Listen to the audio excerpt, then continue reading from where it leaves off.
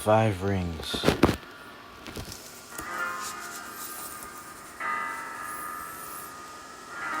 Musashi also witnessed this period's slow stagnation of the samurai class, even noting in his text that those carrying the swords might not even know their uses.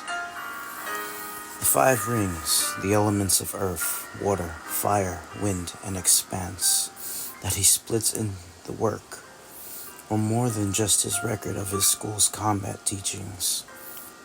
It is an attempt to help those that are lost in their training to find a new perspective, to give guidance in applying strategy across the broad range of vocations, and to keep what he saw as a dying samurai mindset alive. Since his death in 1645, Musashi's legacy has continued to achieve just that. On top of the schools of martial arts that still exist today because of him, Musashi has inspired countless films and stories, as well as multitudes of games. The reasons his work continues to influence us some 375 years later is because of how widely applicable it is.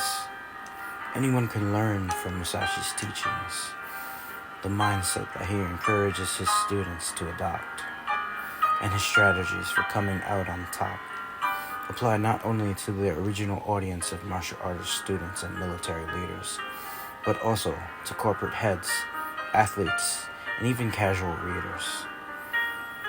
Musashi teaches a full spectrum from the physical details of sword technique itself to thinking in a way that will bring efficiency into anything that you do. So whatever your reason for picking up this book today, I think you'll enjoy a glimpse into what being a top-tier samurai meant to Musashi, and that you find it useful, if not for the sword techniques, and for the strategy he weaves throughout. The Scroll of Earth. I believe it is finally time to put my strategic way of the warrior, or Nichiren Ichiryu, as I have called it, into writing for the first time. It is the beginning of October in the year Kaine 20, 1643. I have climbed Mount Iwado in Kumamoto Prefecture in Kyushu. I have prayed to heaven, given worship to Kanhan, and now sit here facing Buddha.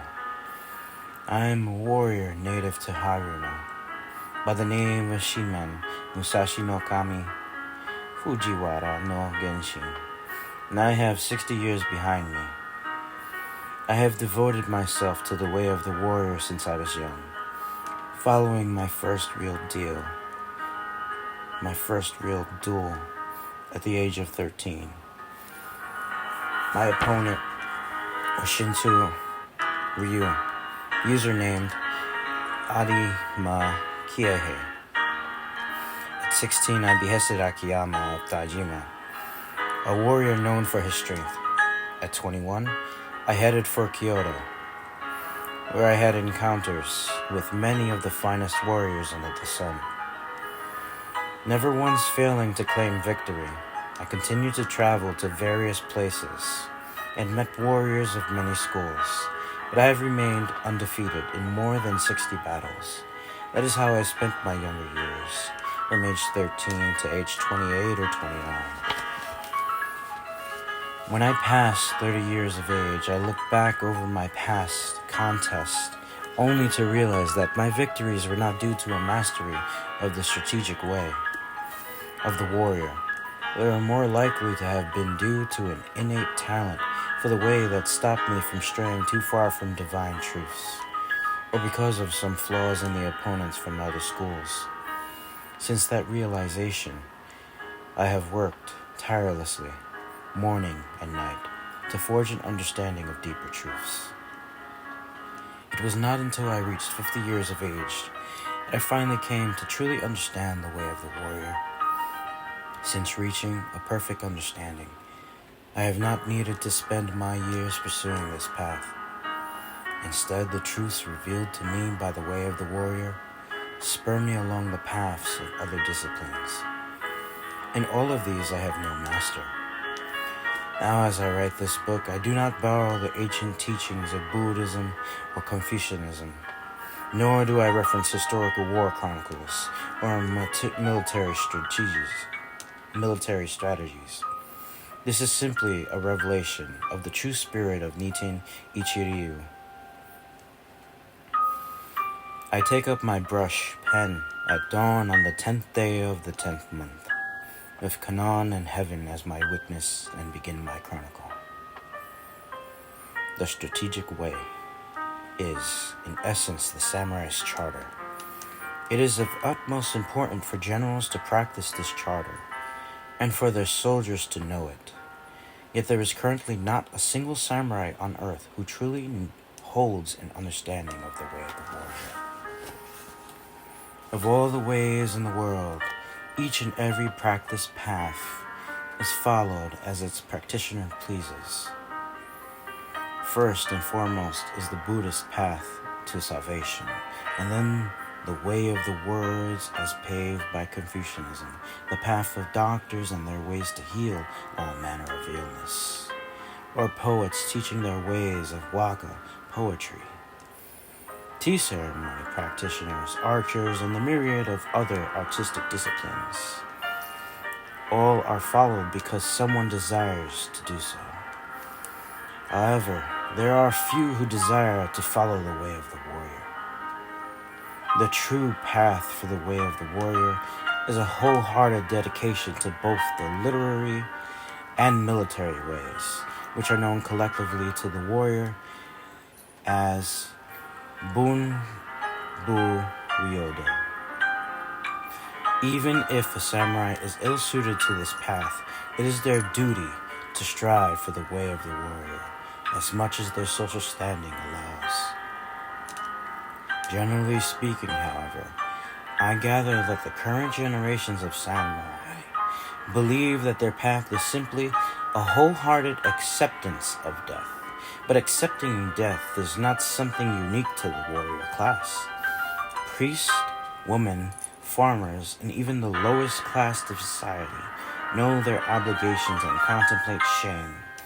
Their resolution in the face of death makes them not so different from warriors. For samurai who practice the way of the warrior, the most fundamental basis of the path involves exceeding others in anything they do, whether it is success in crossing swords with a single opponent or winning a battle against many. Exceeding others is not how we gain prestige. Exceeding others is how we gain prestige and how we make a name for ourselves and our lords. All of this can be found in the excellence of the way of the warrior.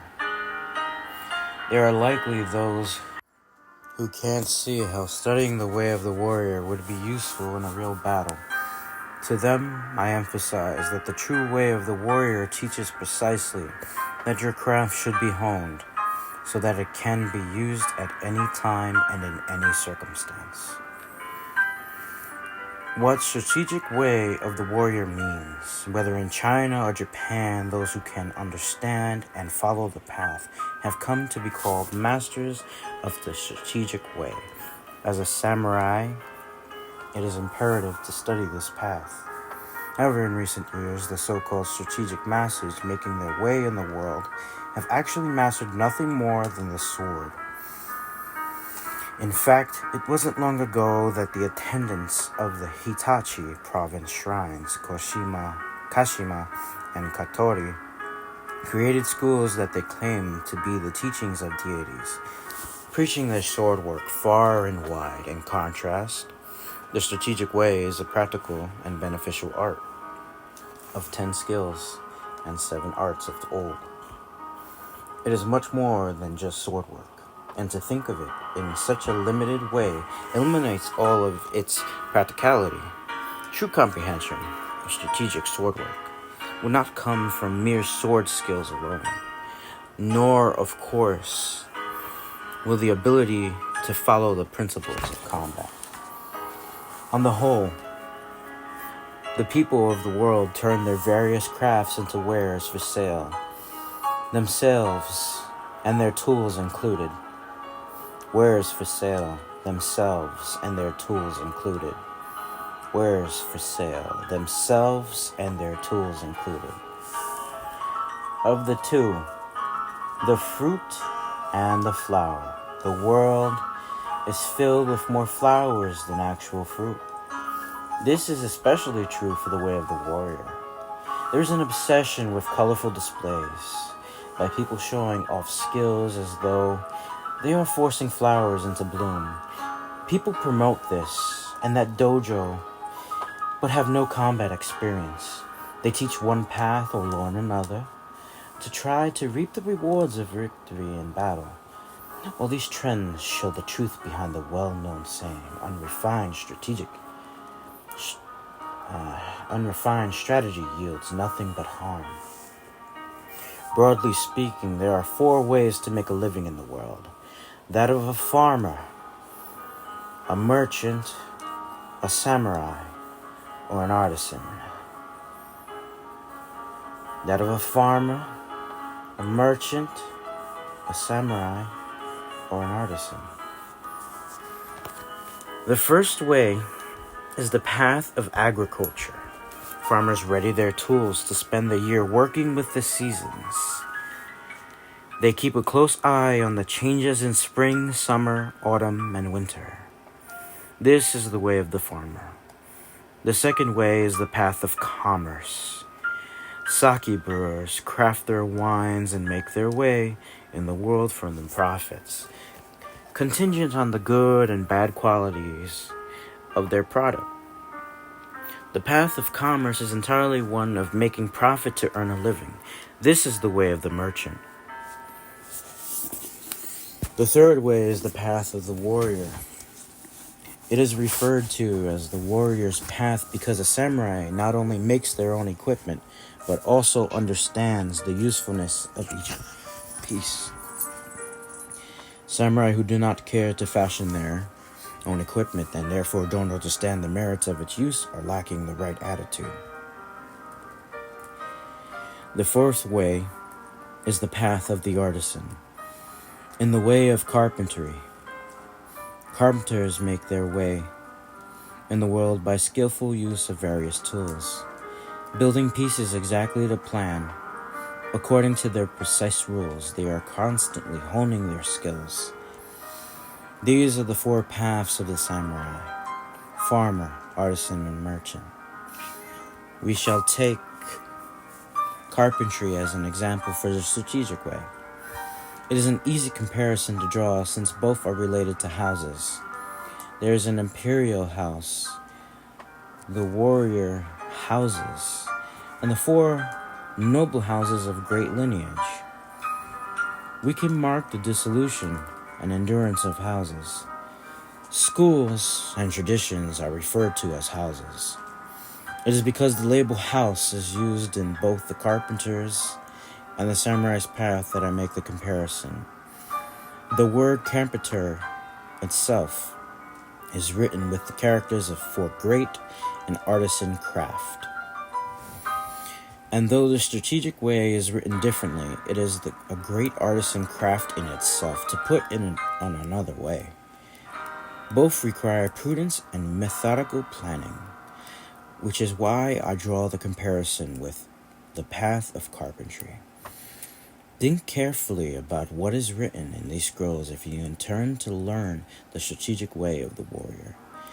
Practice industriously with a teacher as the needle to the student's thread. The strategic way of the warrior as equated to carpentry. A general-in-chief discerns between right and wrong, upholds the laws of the country, and in the same way as does a chief carpenter knows the ways of their lord's house. This is the path to mastery.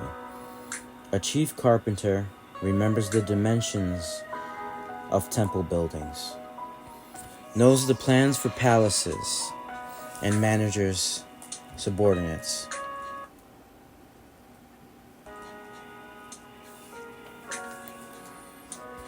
To build each one. In this way, mastery of carpentry and mastery of combat are the same concept. When building a house, a carpenter must decide which wood to use and where.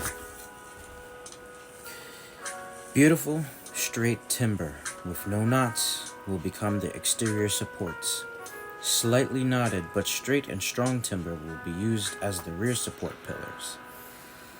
Unknotted but slightly weak timber with a beautiful grain will be used for the decorative beams or sliding doors, rails, and frames, or the doors themselves, as long as the house is carefully assessed for which strength of wood is needed in each part. Even knotty, twisted timber can be useful for the construction of a long-standing house. If there are pieces in the timber that are simply knotty, twisted and weak for the house, they can still be used as scaffolding or firewood. When a chief employs carpenters, they must know the level of competence of each employee and be able to place them accordingly. One person for the floorboards, one for the doors and frames, one for the door thresholds, another for lintels, another for the ceiling. Even less skilled workers can be made to lay the cross pieces beneath the floorboards, and the truly unskilled can be set to sanding.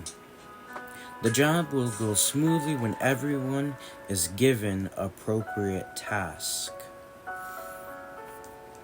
Principles such as moving efficiently to make progress, cracking down on laziness, perceiving the priorities and motivations of your people, being a catalyst for energy in the work, and understanding limitations are all things that should be at the front of a chief's mind.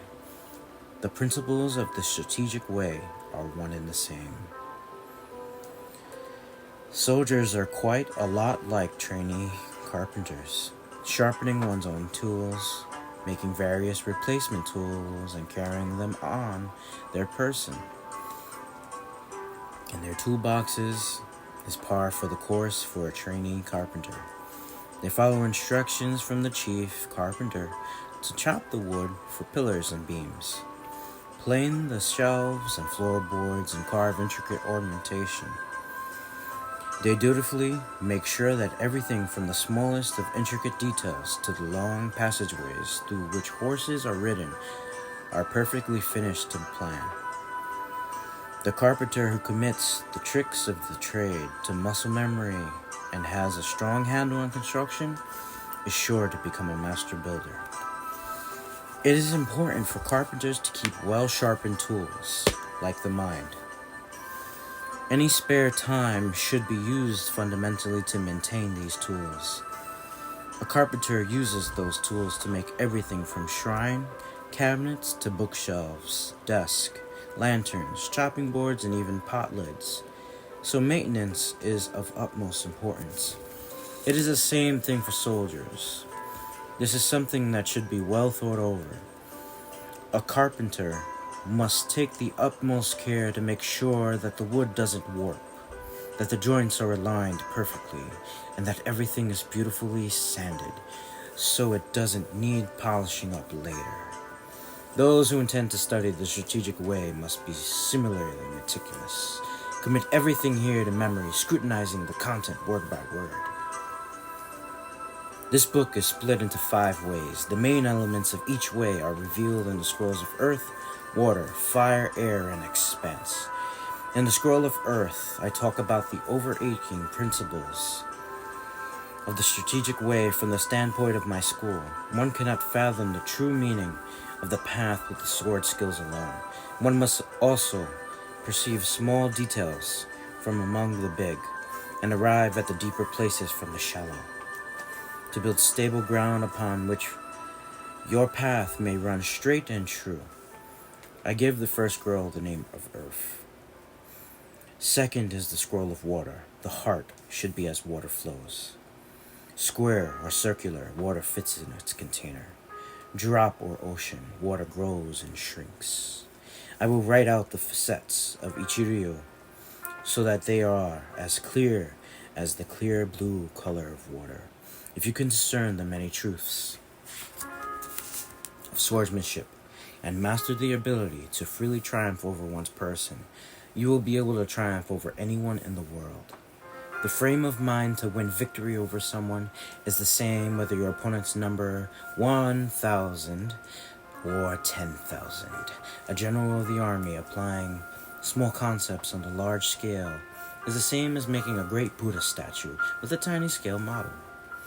I cannot describe it fully in writing, but the principle of winning a battle in accordance with the strategic way is this.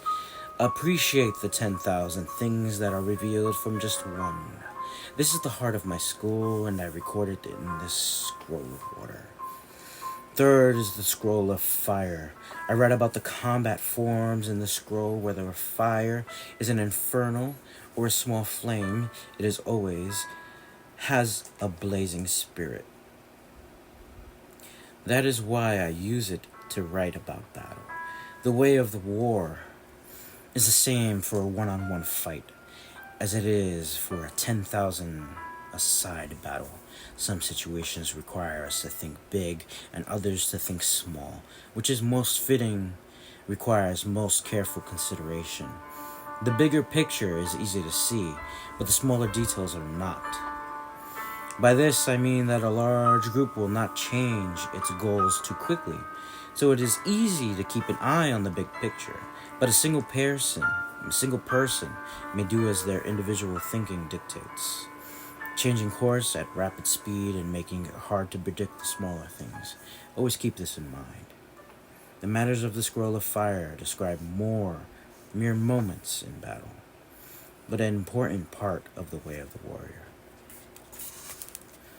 is becoming accustomed to keeping an unwavering spirit day in, day out. This is why I write about the contest battle in the scroll of fire.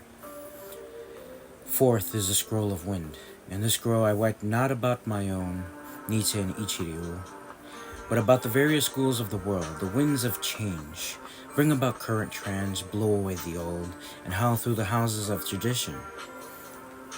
Thus, the scroll of wind is a reflection of the various strategies in the world and the way their schools tend to do things. You cannot truly understand yourself without knowledge of the world around you. You cannot truly understand yourself without knowledge of the world around you. In following the various ways and arts, one may take a wayward tangent, even if you believe you will stay on the correct path by remaining diligent. If your mind wanders, then so shall you. Perspective down the line will reveal that your path is not the correct one. On your journey along the path, even a slight mender part way will lead to a huge digression. No matter what it is, too much of something is as bad as too little, and this requires careful thought.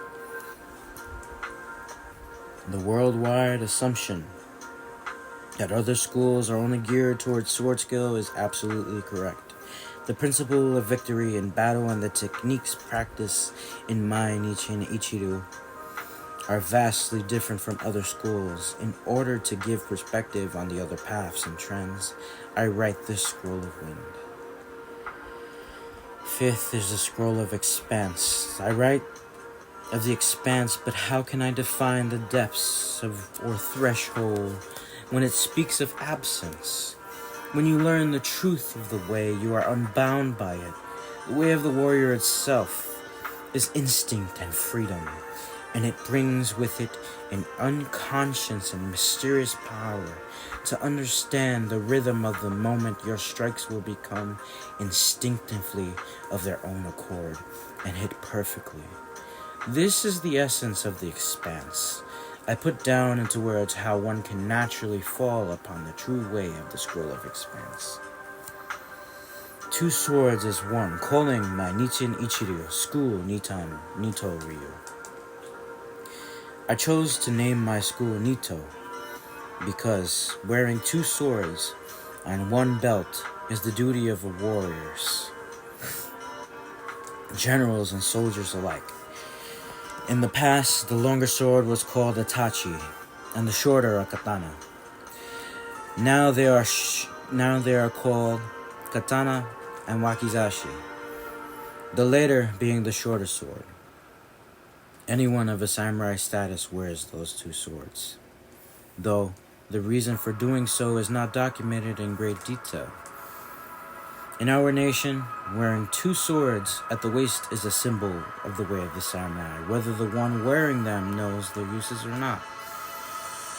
To make known to the world the advantages of using both a tachi and a wakizashi, I propose the name of Nito Ryu.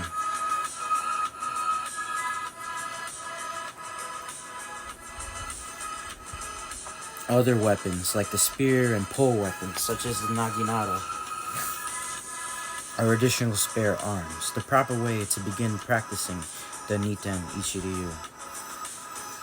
The way of the warrior is to start training with the tachi and the wakizashi in each hand. This is intrinsic to my teaching.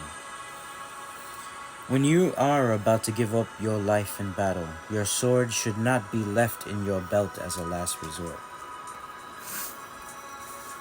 Fundamental idea is to use the right sword for the right situation, the tachi for open areas and the wakizashi for confined ones. In Niten Ichiryu, we undertake to win the fight regardless of whether the sword is long or short, so I do not prescribe the length for the swords we use. Pushing oneself to gain the victory with any length of a sword is the way of my Niten Ichiryu school. There are situations in which it is better to wield two swords instead of one, such as when you are one against many, or against a foe who is backed into a corner. I won't write this out in detail here, but you must appreciate the 10,000 things that are revealed from just one. Once you realize the principles of victory, you will not miss a single thing. This is something you ought to reflect on thoroughly. Those who can freely wield the tachi in accordance with the way are known as strategists. On the path of martial arts, those who can shoot well with a bow are called archers. Those who use a gun are called musketeers. Spear users are called lancers, and naginata wielders are called pike wielders. However, we do not call tachi or wakizashi users tachiists or wakizashiists. Bowguns, spears, and naginatas are all weapons used by the warrior, and each has a place in the strategic way. Even so, there is a reason we refer to the tachi alone in the strategic way. By virtue of the tachi, warriors govern the world and themselves, and so the tachi is what strategy originates from. Someone who comprehends the virtues of the tachi can beat one, or even 10 opponents. And if one person can beat 10,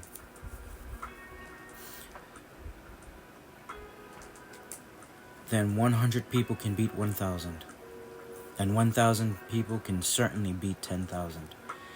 In my Niten Ichiryu, defeating one person is the same as defeating 10,000, which is to say that the strategic way of Niten Ichiryu encompasses all part of the way of the warrior. With further consideration of the concept of the way of those who follow the ways of Confucianism, Buddhism, tea ceremony, tutelage of etiquette, or traditional Noh dance, are on different paths of that of the warrior. But even those on different paths will discover commonality with each other. If they have a broad knowledge of their way, it is important for every single person to achieve excellence in their way. If you can fully grasp the benefits of different weapons using in varying combat situations, then each one will become a useful tool to you, usable at the right moment. The wakizashi is incredibly useful in a tight spot or when you want to close in on an enemy.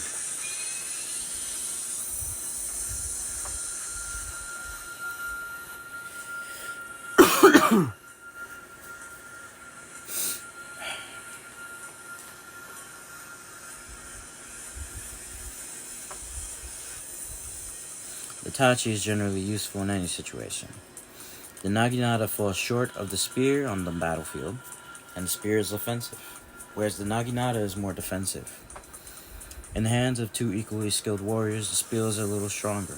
However, depending on the circumstances, both the spear and the naginata have their limits in a confined space. They're both similarly limited against opponents entrenched in a defensible position. They are solely weapons for the field, where they are terribly effective in battle. But if you focus on using the weapons solely indoors and get swept up in their intricacies, you risk forgetting their true way and rendering them useless to you on the real battlefield. If you focus on using things solely for their purposes, you risk rendering all that you have learned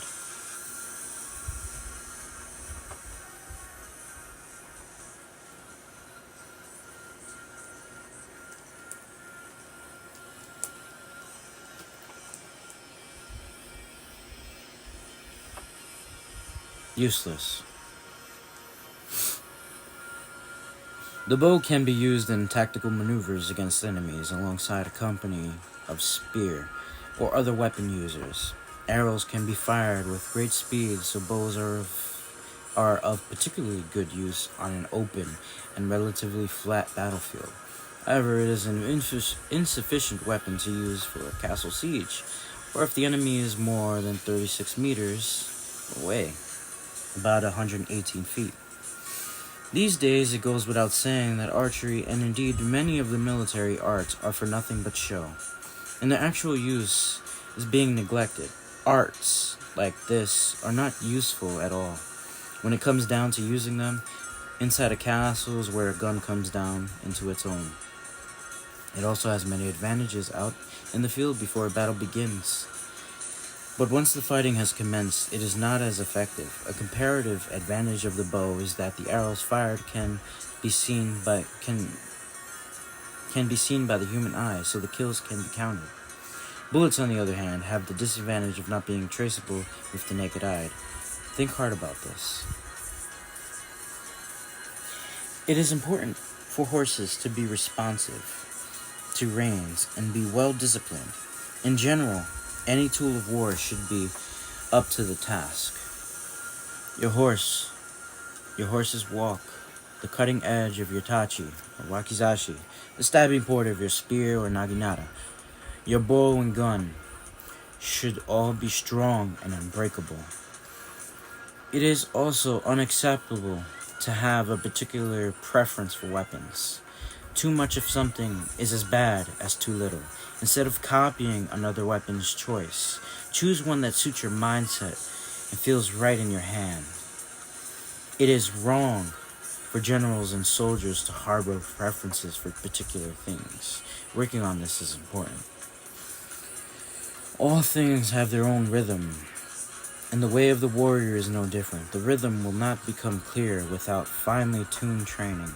Each rhythm of the world is perfectly in time with its art. And all artists, musicians, instrumentalists, etc. all have their own fitting rhythm. There is a temple to everything in the way of martial arts, whether it's firing an arrow, shooting a gun, or riding a horse. In all the various performing and craft arts, one must keep to the rhythm.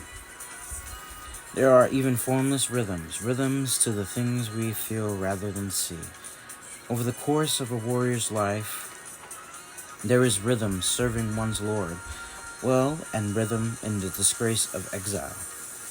There is rhythm in a harmonious life, and rhythm in a discordant one. Even in the path of the merchant, there is a rhythm in riches and a rhythm in ruin. There is a beat to every path. You must discern for yourself the rhythm of prosperity and the rhythm of the decline in all things. There is so much that makes up the rhythm of the strategic way. First, the rhythms of harmony and discord with your opponent. Then in dynamics, in speed and volume, the rhythms of striking, pausing, and countering. Knowing all these rhythms is crucial for the strategic way. Without an understanding of the rhythm to counter your opponent, the strategic way will not resound with you. Unravel the rhythms of your opponent and catch them off beat with one of your own. Use your resounding and understanding to find your formless rhythms and your wisdom of the way to take victory. I write about the importance of these rhythms throughout the scrolls, considering everything I record and use it as training.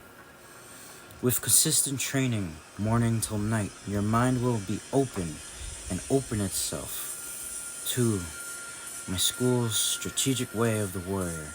I convey below in writing in the 5 scrolls of earth, water, fire, wind, and expanse, the way of the warrior for both the individual and the masses throughout the world. For those who intend to follow my strategic way, commit yourself to the path by following these rules. Do not entertain corrupt thoughts. Do not entertain corrupt thoughts. Forge yourself by training in the way. Familiarize yourself in a wide variety of arts. Understand the ways of all professions. Discern the integrity of all things. Perceive the true value in all things. Realize that which the eye cannot see. Be attentive to even the minute details. Make sure that everything you do has purpose. These are the principles you should keep at the front of your mind as you train. Mastery of this particular path is extremely difficult if one cannot see the full extent of what the fundamentals stand for. However, if you can learn these rules, then you will never lose to 20 or even 30 opponents, even single-handed. If you set yourself with wholehearted determination upon the strategic way and walk the direct path, you will always have the upper hand, even being able to overpower people with just a look in your eye. Your body will learn to move freely as you take it through training, bringing with it a strength to overpower others physically. Finally, with your spirit fully in tune with the path, you can overpower people with your strength of mind. One, you have made it this far. What could your enemy possibly do to faze you? In the bigger picture of the strategic way for general commanding soldiers, it is about having the edge with superior troops, having the edge when maneuvering large numbers of warriors, having the edge in self-discipline, in governing one's province, in providing for the people, and in upholding the laws of the world. No matter what path you take, knowing how to avoid losing to others and making a name for yourself is key. That is the strategic way of the warrior. The Scroll of Water. I will read in my next video. My voice is tired. Sorry guys, but I hope you enjoyed. I actually really enjoyed this. It's actually my first time reading it too.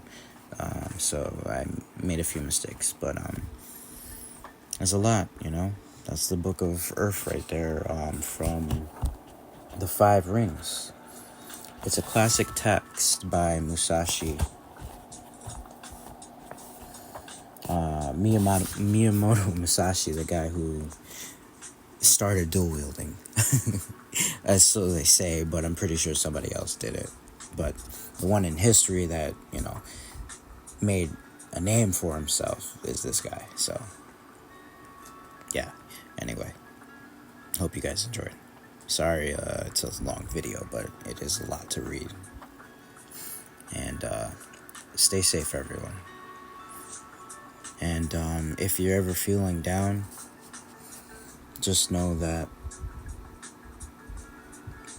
everyone does, and you aren't alone in suffering.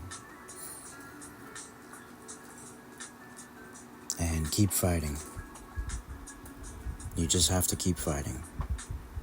To me, that is the way of the warrior. Fight, even when your arms are cut off. Use your teeth.